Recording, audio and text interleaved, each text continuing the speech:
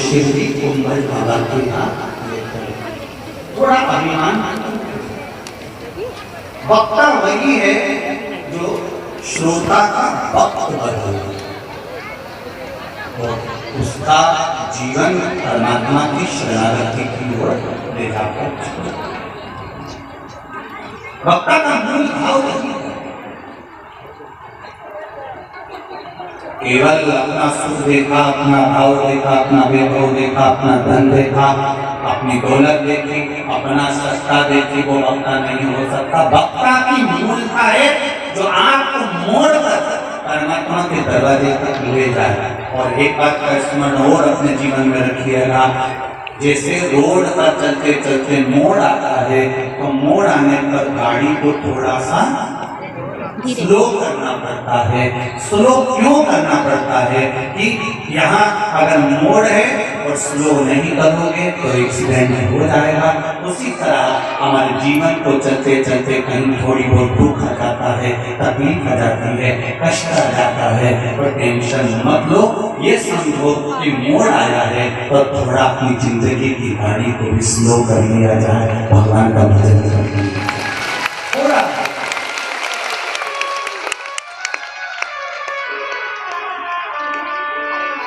कितना सुंदर भाव है।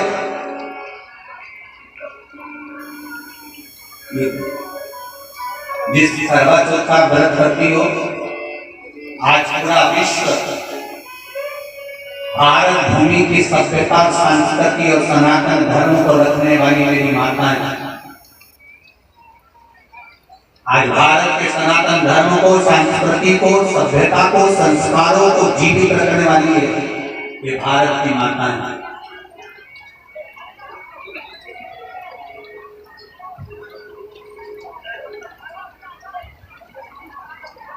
जो अपने पति की लंबी उम्र के लिए करवा चौथ का व्रत रखती है, जरा विचार करिए।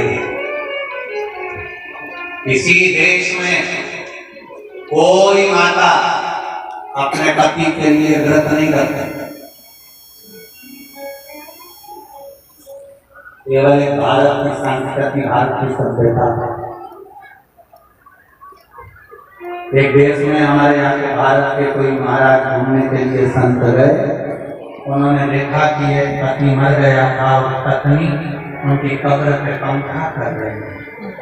तो संत को लगा कि ये नारी तो हमारे भारत की नारी से भी बड़ी नारी है।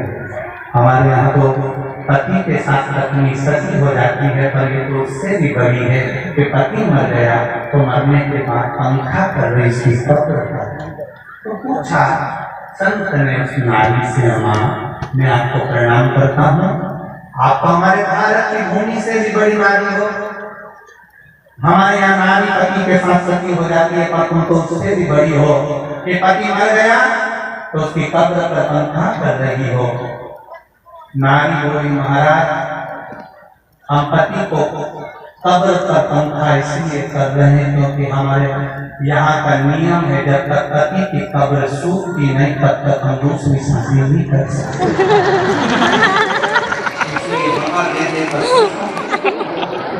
महाराज जी अपना सिर खुदाते वापस। भारत भारत मेरा हिंदुस्तान, मेरा हिंदुस्तान ये कोई साधारण नहीं। जिस करवा चौथ के व्रत को आप कर रही हो, 3 बंधनों का मूल तत्व हमारे शास्त्र करते हैं। पहला, 3 जगह पर नारी ने अपनी साड़ी के पल्लू को फाड़कर, धागे को खींचकर 3 जगह पर रक्षा करिए, जरा ध्यान दीजिएगा। कोई आपसे पूछे कि ये करवा चौथ कहाँ से प्रकट हुई तो आप बताने में पूछे। पहला, द्रौपदी ने साड़ी का चीज फाड़ा था और मेरे द्वारिकाधीश के हाथ में बांधा था, उनकी रक्षा से। बहन अपने भाई की रक्षा के लिए भी अपने चीज को फाड़ कर बांधी। दूसरा, सावित्री ने बांधा था सत्यवान जब प्राण छोड़ दिए थे और उनको मैं यमराज के पीछे जाऊंगी अपने पति के प्राण वापस लाने के लिए, कहीं कोई पशु पक्षी मेरे पति को ना खा जाए, अपनी साड़ी का चीज निकालकर उसकी आंख पर शरीर पर बांध दिया था कि मेरा पति जब तक मैं हूं तब तक सुरक्षित रहे। भटवृक्ष की छांव में, इसलिए आज भी नारी सावित्री का व्रत करती है। भटवृक्ष की छांव में माता सावित्री ने अपना पल्लू फाड़ कर डाला था सत्यवान को। और तीसरे नंबर पर थी माता पार्वती जी की सखी करवा। हरतालिका का व्रत कौन कौन करता है? करते हो? हरतालिका की कथा में रखिए। हरतालिका की कथा में आता है कि माता पार्वती जी अपनी सखियों के साथ वन में चली गई। बोलो जी जी, सुनी कथा। दो सखियां थी, दो सखियों के साथ माता पार्वती वन में गई थी। कौन थी वो सखी?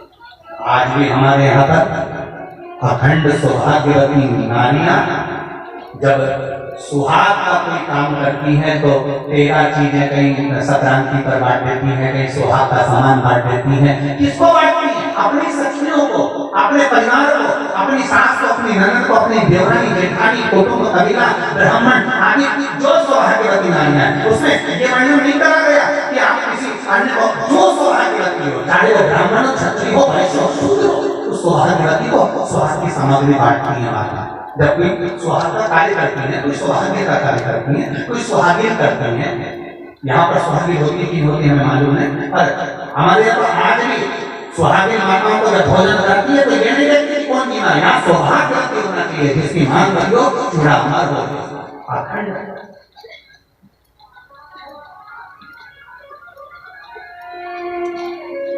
हरतालिका की कथा में दो सखियों का चरित्र आता है। ये करवा माता सती के समय पर भी थी और ये उमा के समय पर भी थी, बस इसका नाम बदलता चले गया। जैसे पार्वती जी का नाम बदलता चले गया, कभी सती, कभी उमा, कभी कात्यायनी, कभी स्कंदा, कभी कुष्मांडा, कभी महागौरी, कभी शारदा, ऐसा नाम बदलता चले गया। उसी तरह इसका नाम धीरे धीरे धीरे धीरे जब पार्वती जी की उस समय पर सहेली थी, पार्वती मैया का विवाह भगवान विष्णु के साथ पक्का कर दिया तो पार्वती रोने लगी थी। अपनी सहेली से कहा, सखी मेरा विवाह भगवान नारायण के साथ पक्का कर दिया है मेरे पिता। हिमालय राज में मेरा विवाह मेरे पिता के साथ, मेरे पिता ने नारायण के साथ मेरा विवाह पक्का कर दिया। मैं क्या करूं? सखी करती है, क्यों चिंता करती है? तू क्या चाहती है वो बोल। मैं केवल देवरी देव महादेव को चाहती हूँ, उनसे स्नेह करती, उनसे विवाह करना चाहती हूँ। तो फिर अगर शिव जी को चाहती हो, शिव जी से प्रेम करती हो, तो फिर दूसरे के आगे हाथ जोड़ने से अच्छा है कि महादेव की ही आराधना कर। क्या करना पड़ेगा? चल मेरे साथ बालू का शिवलिंग बनाएंगे। सुनिए ना, हरतालिका की कथा। बालू का शिवलिंग बनाया, वो पूजन कराई। पार्वती जी ने खाना पीना सब छोड़ दिया, वो पूजन कराई। केवल अकेली पार्वती ने पूजन नहीं करी, ये दो सखी जो साथ में थी इनने भी शिव जी की पूजन करी है। शंकर भगवान केवल पार्वती को नहीं मिले, शंकर भगवान ने इन दोनों सखियों से भी कहा, क्या मांगना चाहती हो मांगो तुम।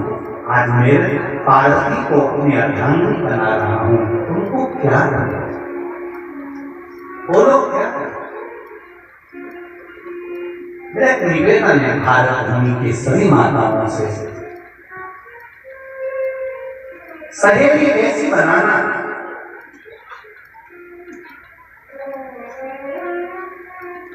जो तुम्हारे अखंड सौभाग्य को रखे।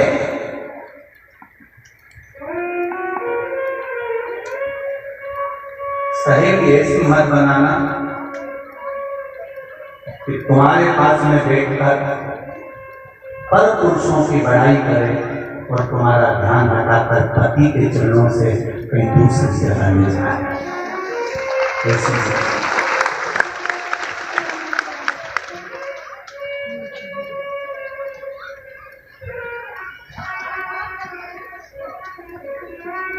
और ध्यान रखिएगा इस कथा का, जितने लोग आस्था चैनल पर कथा सुन रहे हैं, फेसबुक पर सुन रहे हैं, जितने माँ गंगा की गोद में बैठकर काशी की इस पावन धरा पर कथा सुन रहे हैं, वो ध्यान से सुन। शिव जी ने केवल माता पार्वती जी को ही वर नहीं दिया, शंकर भगवान ने दो सखियां बैठी थी सहेलियां, उन पर भी ध्यान रखना।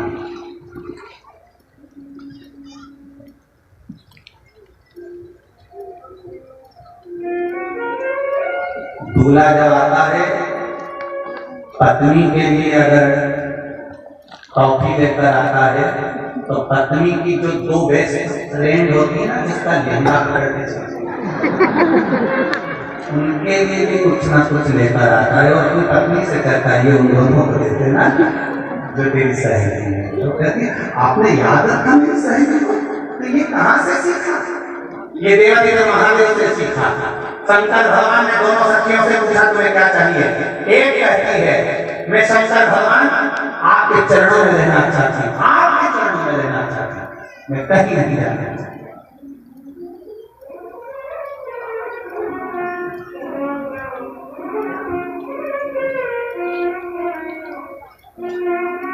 शिव जी कहते हैं ऐसा तो हो नहीं सकता कि तुम्हें कुछ नहीं चाहिए, कुछ तो तुम्हारी चित्रवृत्ति में होगा, मांग लो। आज तुम्हारे पास प्रसन्न होने मांगो क्या चाहिए।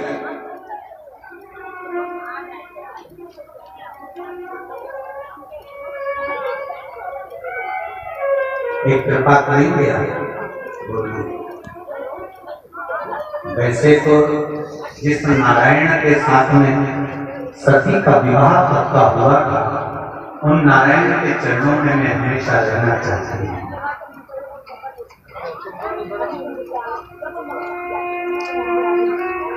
शिव जी ने कहा तेरे मन में दो भाव उत्पन्न हो गए, पहले तूने मेरे चरण मांगे, उसके बाद नारायण के चरण मांगे, अर्थात तेरी वृत्ति में कहीं थोड़ा सा खेद उत्पन्न हो गया, इसलिए कुछ क्षण के लिए तेरे भीतर गलत भाव उत्पन्न हो गया था। तू मृत्यु लोक में जाएगी, मना नहीं है। पिता के घर में जन्म लेगी, मना नहीं।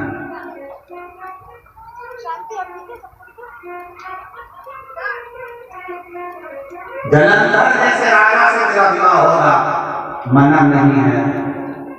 जैसे पार्वती का अखंड सौभाग्य है, तू भी अपने पति के अखंड सौभाग्य के लिए व्रत और साधना करेगी, मना नहीं। पर तेरा चित्त बाद में तूने नारायण को मांगा है, इसलिए नारायण तेरे सात्वित्व को तोड़वाएंगे और बाद में तो तुलसी का पौधा बनकर नारायण के चरण में।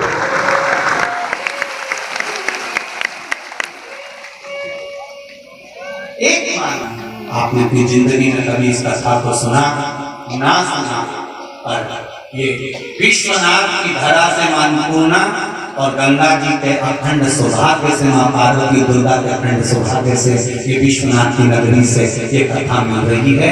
आपके अखंड सौभाग्य के लिए, आपके अखंड चूड़ा के लिए, मां के सिंदूर के लिए।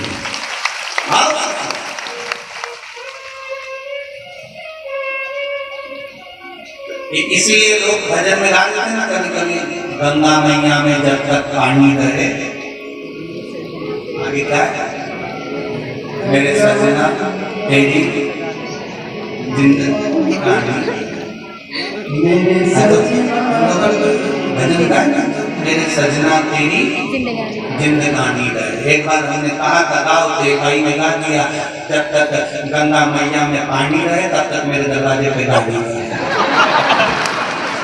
इसलिए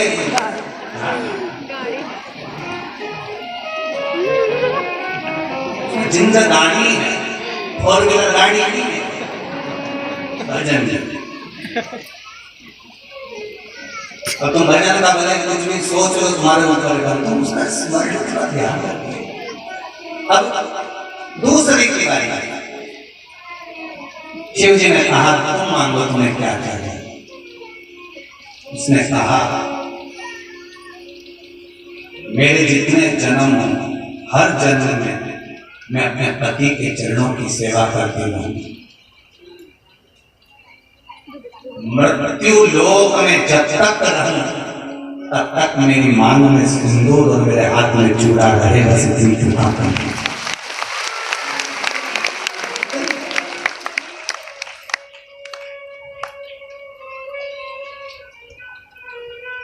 मेरे हाथों में भर भर के चूड़ा,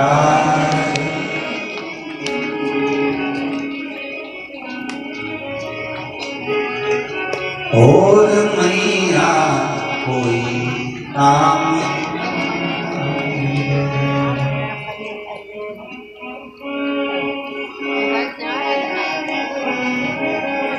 मेरे मस्तक पे मेरे माथे पे चमचमाती चूनर, और मैया कोई काम।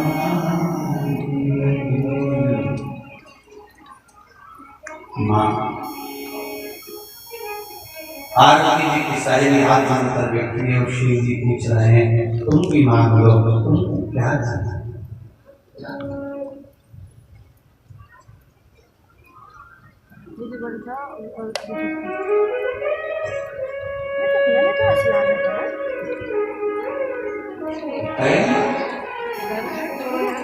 हे चोट माता मेरा चूड़ा अमर करो ना, हे चोट माता मेरा चूड़ा अमर करो ना।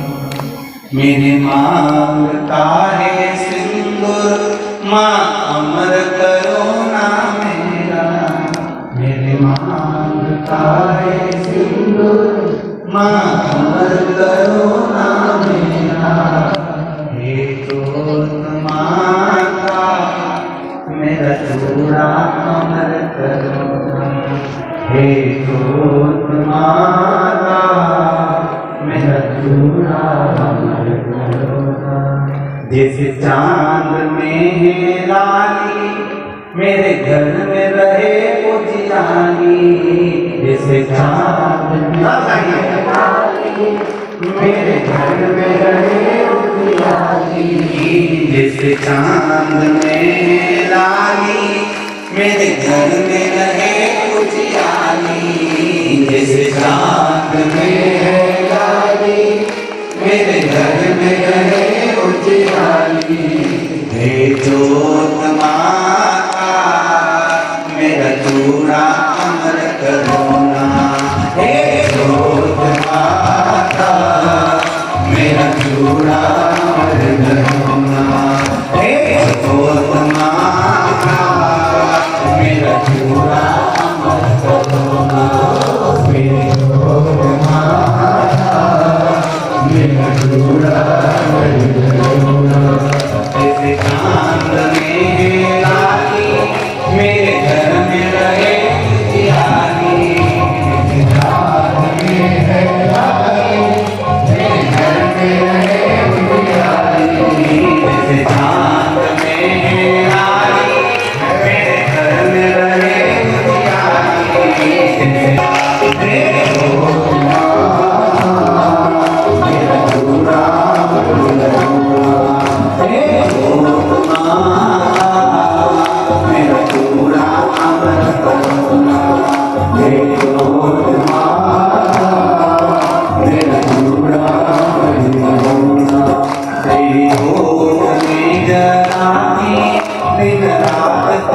में रानी मेरी छोरी दिन रानी में रानी मेरे छोर माता मेरा चूड़ा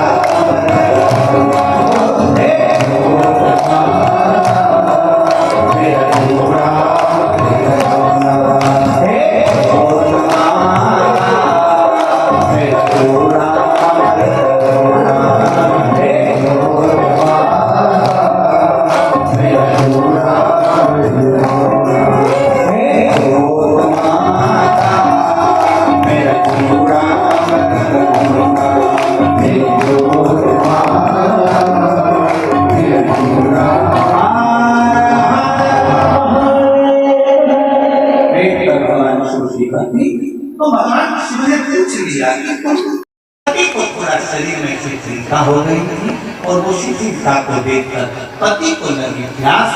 जब प्यास लगी तो पानी पीने के लिए पति सरोवर के पास गया। जरा ध्यान देना इसका। पति गया सरोवर के पास में। कई लोग करवा चौथ की बहुत हंसी उड़ाते हैं, माताओं की बड़ी हंसी उड़ाते हैं।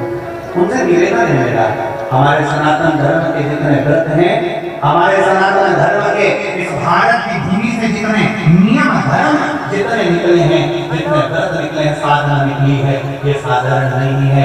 इसलिए बार बार कहते हैं चंदन है इस देश की माटी, तपोभूमि हर ग्राम है, हर बाला देवी की प्रतिमा, बच्चा बच्चा कोई साधारण नहीं।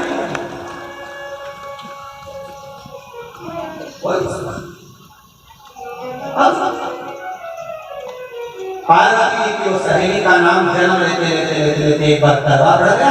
अभी थोड़ा सा शिथिल था, शरीर में थोड़ा रोग हो गया था। पानी पीने के लिए सरोवर पर गया। सरोवर में जैसे पानी पीने के लिए गया, एक मगर ने उस पति का पाँव पकड़ लिया।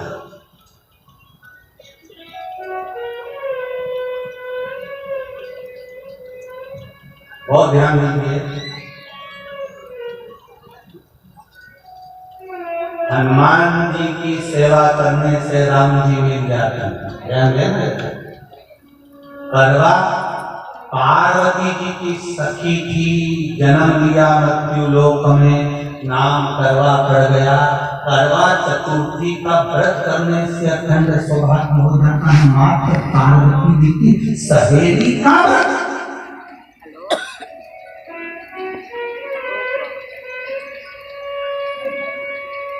विचार करिए कितना कितना भाव। ये सेवा का प्रमाण है। भारत की भूमि पर जितने राम के मंदिर है, इससे 1000 गुना ज्यादा हनुमान जी के मंदिर है। किसी ने पूछा हनुमान जी के मंदिर इतने क्यों है, तो कहा गया राम जी की सेवा हनुमान जी ने इतनी करी कि भारत की भूमि पर सेवा हो जा गई। इसलिए हनुमान के मंदिर थे। हमारे यहाँ सेवा हो जाती। करवा गई, करवा ने देखा कि मेरे पति का पाँव मगर में पकड़ रखा है, और करवा शिव के पास आ, करवा शंकर के पास आ, और शंकर भगवान से ज्यादा करवा माता पार्वती जी के पास आती, क्योंकि पार्वती जी की सहेली।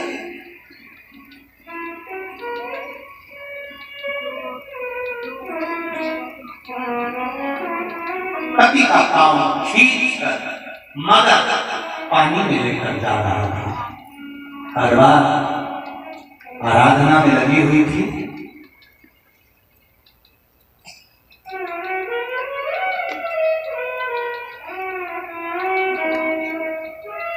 केवल करवा ने मिट्टी का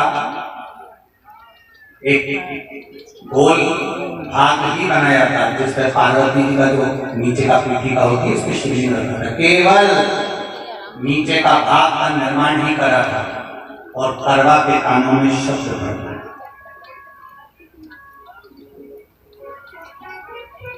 करवा के कानों में शब्द बढ़ गया। तभी एक चीखने की आवाज है। करवा दौड़ पड़ी। ये तो अब कैलेंडर में छपा हुआ करवा चौथ का फोटो आने लगा। ये तो पहले नियम था, दीवार पर बनाई जाती थी। पूजन करेंगे।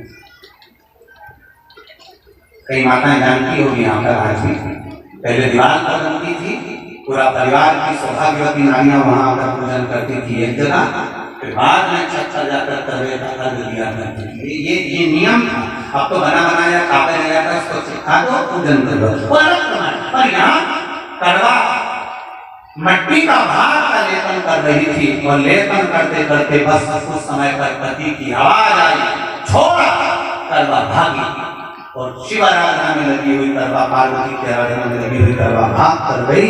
पति को देखा तो मगर खींच कर ले जा रहा था। कड़वा ने अपना तीर फाड़ा, फाड़ कर मगर की पूंछ को पकड़ कर खींचा और कितना सात्विकता में बल होगा जरा विचार करना कि मगर को खींच कर वृक्ष के नीचे ले गई और वृक्ष के नीचे नहीं जा पाई तो वहीं पर घाट के ऊपर घास लगी हुई थी। इसलिए आज भी करवा चौथ के व्रत में आपने देखा होगा कुछ सलाखें, कुछ घास आपको मिल जाते हैं। उससे एक घास से, मात्र एक घास से उसने उस मगर को बांध दिया। मगर हिल नहीं पाया। यम के दूत आ गए, इसके पति को मौत के ग्रास में जाने की। यम के दूत ने पूछा तुम कौन हो, कैसे आना होगा? यमदूत कहते हैं तुम्हारे पति का आज अंतिम दिन है, अंतिम समय, अंतिम पल है, ये मारेगा। करवा कहती अगर मारना है तो इस मगर को मारो जिसने मेरे पति का पांव पकड़ रखा। प्राण छोड़ना है तो इस मगर को छोड़िए, मेरे पति के तो प्राण आप ले जा नहीं सकते। करवा हम अपने नियम को नहीं बदल सकते। तेरे पति की अंतिम सांसें हैं, वो मरेगा। मगर को अभी नहीं मरना है, मगर अभी कम से कम 9 महीना और जीवित रहेगा। इसका हमारे पास लेख है। करवा करती है ऐसा हो। यमदूत खड़े हैं, ले जाने दे नहीं रही। क्रोध आ गया करवा को, हाथ में जल उठाया। अगर एक यमदूत भी मेरे पति को उठाकर ले जाता है तो मैं शिव भक्त माता पार्वती जी की भक्त करवा आपको श्राप दे दूंगी। सब दौड़ पड़े, यमराज के पास चले गए। यमराज ने पूछा तुम दौड़ कर आए हो, क्या हुआ? यमराज पूछते हैं, दूत करते हैं, वो करवा अपने पति को नहीं लाने दे रहे। यमराज वहां पर खड़ा हो जाता है। करवा को समझाया, करवा तेरे पति के प्राण जा चुके हैं, तेरा पति अब मरने वाला है, अंतिम क्षण इसको ले जाने दे, इसका आखिरी दिन है। मगर को ले जाकर मेरे पति को नहीं मान नहीं पाया। यमराज जब क्रोध बढ़ गया तब करवा को क्रोध आया और क्रोध में आकर जल लेकर करवा ने श्राप देना चाहा यमराज को।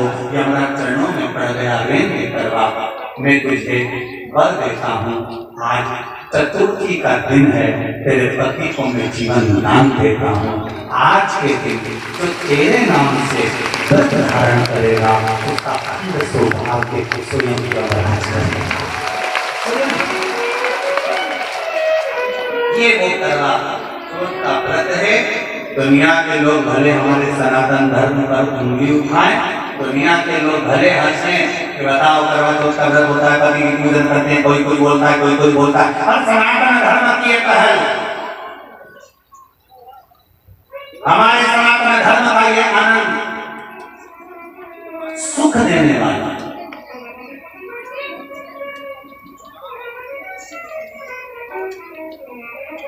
एक बात और कहेंगे आप,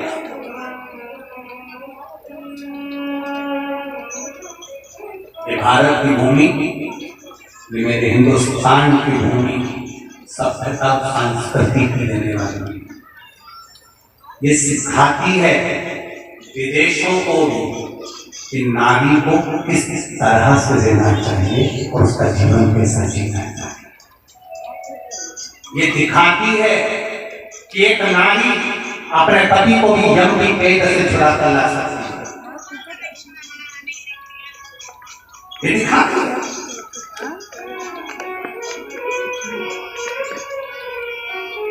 प्राण छूट रहे थे, वो करवा था पति जीवित रहे, जीवित दौड़ कर गई। मट्टी का पात्र रखा था, मट्टी के पात्र में जल भर कर लाई अपने पति को, क्योंकि पानी पीने के लिए ही गया था, जल पीने के लिए गया था।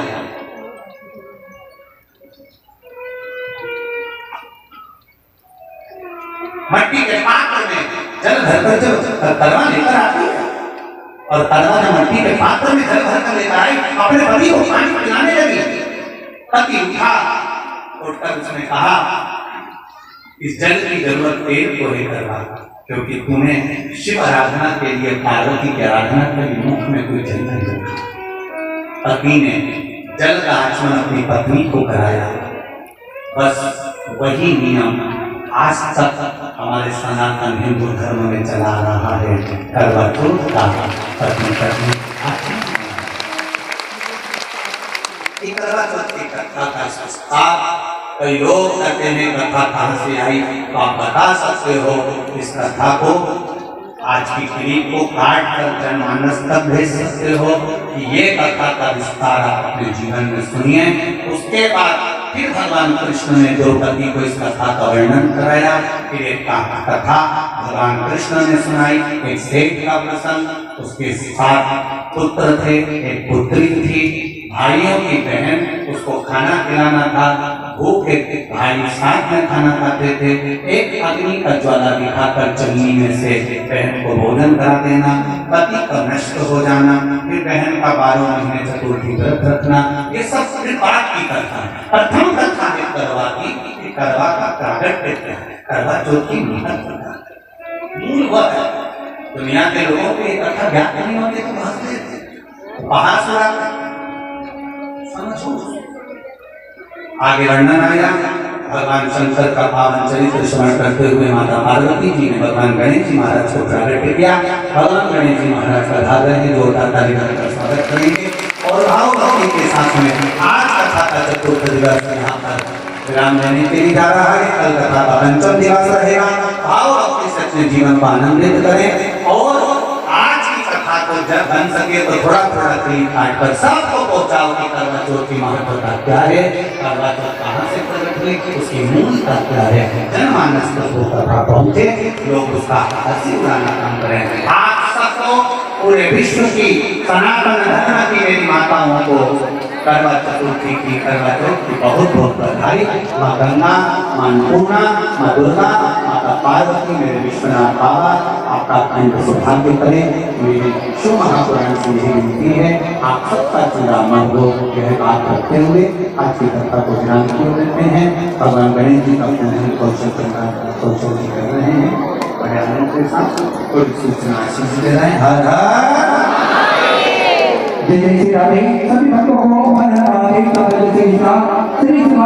देख सकते हैं यहाँ पे महाराज जी ने करवा चौथ की विशेषता बताई, कैसे प्रकट हुई करवा माता ये भी बताएं। और यहीं पे महाराज जी की कथा समाप्त होती है और ये सिर्फ कथा 4 बजे तक थी, 4 बज चुके हैं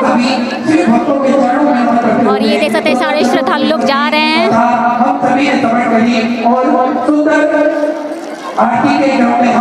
और फिलहाल में अभी आरती शुरू होने वाली है। हमारे बीच में मौजूद हैं श्री अजीत प्रसाद जी महापात्रा, अखिल भारतीय कार्यकारिणी सदस्य, गो सेवा के राष्ट्रीय स्वयं